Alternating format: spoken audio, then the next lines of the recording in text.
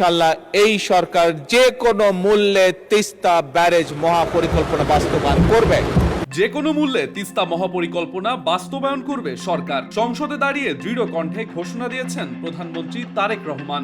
এরই মধ্যে এই মেগা প্রজেক্ট ঘিরে উদ্বেগ জানিয়েছে প্রতিবেশী দেশ ভারত। তবে সে বিষয়ে চীনের অবস্থানও বেশ স্পষ্টই। দেশটি জোর দিয়ে বলেছে বাংলাদেশ ও চীনের সহযোগিতা কোনো তৃতীয় পক্ষকে লক্ষ্য করে নয় এবং এটি তৃতীয় পক্ষের প্রভাব মুক্ত থাকা উচিত। এরপরেও তিস্তা মহাপরিকল্পনায় চীনের অংশগ্রহণের বিষয়টি কেন উদ্বেগ ভারতের? I would like to stress that our cooperation does not target at any third party and does not be subject to the interference of any third party. Next. এর উত্তর সহজ ভাষায় বললে তিস্তা নদীর অবস্থানই ভারতের উদ্বেগের কারণ। ভারত চায় না তার 7 রাজ্যের করিডোর চিকেন স্নেকে নিঃশ্বাস ফেলুক কোনো চীনা ড্রাগন। তিস্তা শুধু ভারত ও বাংলাদেশের অভিন্ন নদী নয়, বরং দক্ষিণ এশিয়ার বিস্তৃত ভূরাজনৈতিক প্রতিযোগিতার একটি গুরুত্বপূর্ণ অংশ। ভারতের কাছে বিষয়টি শুধু পানি ব্যবস্থাপনার মধ্যেই সীমাবদ্ধ নয়, বরং আঞ্চলিক প্রভাব, সীমান্ত নিরাপত্তা এবং চিকেন স্নেকের পাশেই চীনের ক্রমবর্ধমান উপস্থিতি নিয়ে অস্বস্তিতে ভুগছে দিল্লি। তিস্তা নদীর উৎপত্তি ভারতের সিকিম রাজ্যে। সেখানে নদীটি পশ্চিমবঙ্গের উত্তরাঞ্চল দিয়ে প্রবাহিত হয়ে বাংলাদেশে প্রবেশ করে এবং পরবর্তীতে যমুনায় মিলিত হয়। প্রায় 414 কিলোমিটার দীর্ঘ এই নদী সীমান্তের দুই পাশের কোটি মানুষের জীবিকার অন্যতম ভিত্তি।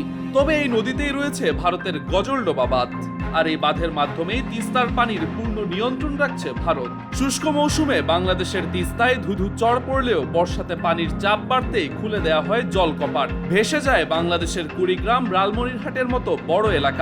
ভারত ও বাংলাদেশ 1 দশকেরও বেশি সময় ধরে তিস্তার পানি বন্টন চুক্তি নিয়ে আলোচনা করছে। 2011 সালে তৎকালীন ভারতীয় প্রধানমন্ত্রী মনমোহন সিং এর ঢাকা সফরের সময় একটি খসড়া চুক্তি প্রায় চূড়ান্ত হয়েছিল, কিন্তু সে সময় পশ্চিমবঙ্গ সরকারের প্রস্তাবিত পানি বন্টন সূত্রের বিরোধিতায় চুক্তিটি ভেস্তে যায়। রাজ্য সরকারটির দাবি ছিল এতে উত্তরবঙ্গের সেচ ও পানীয় জলের চাহিদা ক্ষতিগ্রস্ত হবে।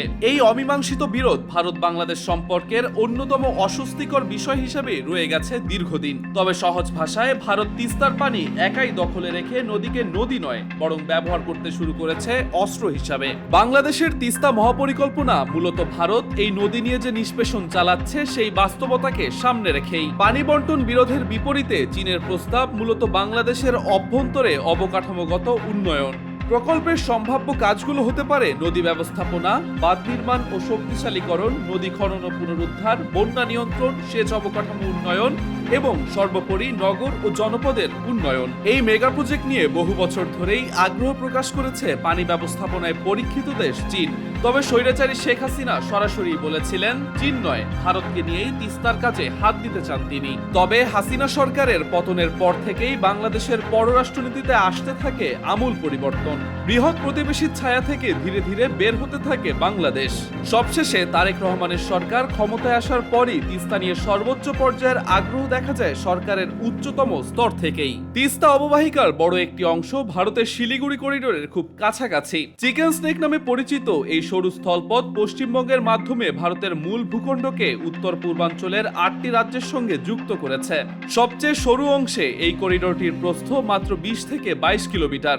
উত্তর পূর্ব ভারতের সঙ্গে সড়ক, রেল ও পাইপলাইন যোগাযোগের প্রায় সবকিছু এই করিডোরের উপরেই সম্পূর্ণ নির্ভরশীল।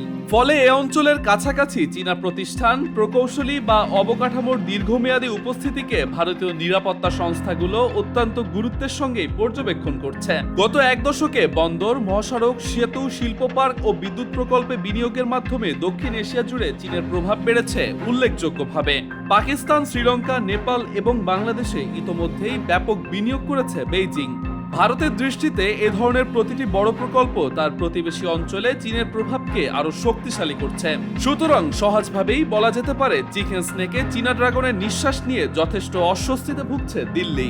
ভারতীয় সংবাদ মাধ্যম নিউজ 18-এ প্রকাশিত এক প্রতিবেদনে বলা হয়েছে, অবকাঠামো প্রকল্পকে কেবল উন্নয়নমূলক হিসেবে উপস্থাপন করা হলেও কৌশলগত বিশ্লেষকদের মতে সড়ক ও যোগাযোগ ব্যবস্থা বা বড় প্রকৌশল প্রকল্প ভবিষ্যতে সামরিক বা নিরাপত্তা সংশ্লিষ্ট প্রয়োজনে ব্যবহারযোগ্য হয়ে উঠতে পারে। সে কারণেই মূলত চিন্তার ভাঁজ পড়েছে দিল্লির কপালে। ঠিক একই কারণে শ্রীলঙ্কার হাম্বানটোটা বন্দর কিংবা পাকিস্তানের গোয়াদর বন্দরেও চীনা বিনিয়োগ নিয়ে অতীতে একই ধরনের উদ্বেগ প্রকাশ করেছিল ভারত। এদিকে ভারতের এই ক্রমবর্ধমান উদ্বেগের জবাবে চীনের পররাষ্ট্র মন্ত্রণালয় বলছে, তিস্তা প্রকল্পের লক্ষ্য মানুষের জীবনমান উন্নয়ন এবং বাংলাদেশের অর্থনৈতিক অগ্রগতিতে সহযোগিতা। বেইজিং সাফ জানিয়েছে, প্রকল্পটি পারস্পরিক সুবিধার ভিত্তিতে এবং এটি কোনো তৃতীয় দেশের বিরুদ্ধে নয়। দেশটি জোর দিয়ে বলেছে, বাংলাদেশ ও চীনের সহযোগিতা কোনো তৃতীয় পক্ষকে লক্ষ্য করে নয় এবং এটি সম্পূর্ণ তৃতীয় পক্ষের প্রভাবমুক্ত থাকা উচিত। বাংলাদেশ ও চীনের মধ্যে উন্নয়ন সহযোগিতা সম্পূর্ণভাবে দুই দেশের সার্বভৌম সিদ্ধান্ত। তিস্তা নদীর পানি বন্ধ রেখে দিনের পর দিন বাংলাদেশকে মরুকরণে ভুগিয়েছে ভারত। আবার বর্ষায় নিজেদের পানির চাপ বাড়লেই বাংলাদেশে কৃত্রিম বন্যা তৈরি করে জানমালের ক্ষতি করতেও দ্বিধা করেনি দেশটি। বারবার পানির সুষম বন্টনের কথা বলা হলেও আন্তর্জাতিক আইন বা কোনো নিয়মাবলীর ধার ধরেনি তারা।